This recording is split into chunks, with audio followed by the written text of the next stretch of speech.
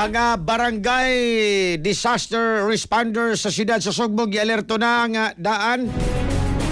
Ugali makasinatin o sabog pagbago mikas pagtaas sa tubig sa mga kasapaan.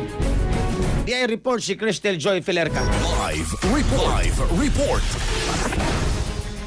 Alas 6 kaganihang buntag, gipaalerto na ang Cebu City Disaster Risk Reduction and Management Office ug mga barangay responders tungod kay posible na usab nga makasinati og kusog nga pag-uwan karong adlaw. Mahinumduman nga kaghapong adlaw pipila ka mga dapit sa syudad sa Sugbo ang nakasinati og pagbaha tungod sa pagsaka sa tubig sa mga kasapaan. Mato di Konsehal Dave Tumulak, ang chairman sa Disaster Committee, nga pipila sa nalulupan kaghapong adlaw mao ang dalan sa Colon ug Bonifacio, Barangay Basak Pardo, Labangon, Tisa, Guadalupe, Mabolo ug Kasambagan. Samtang dito usab sa Barangay Busay, adunay nahitabong minor landslide.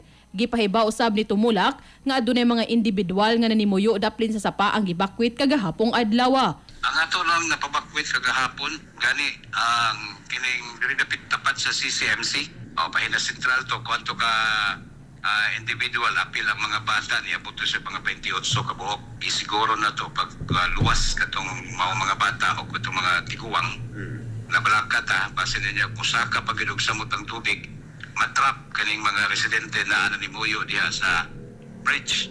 Ilawom sa bridge diha sa dugol sa CCMC, pahina sentral.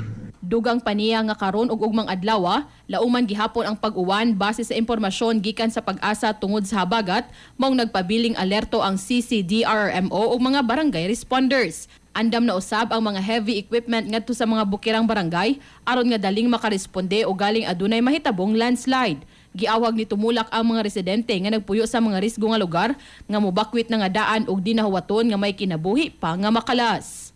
Para sa atong mga katropa nga gustong palig-unon ang immune system, malikayan ng ubo, hilan at labad sa ulo ug di makahilab sa tiyan, ang Santhone Vitamin C, the alkaline vitamin C maoy haom alang kanato mga katropa.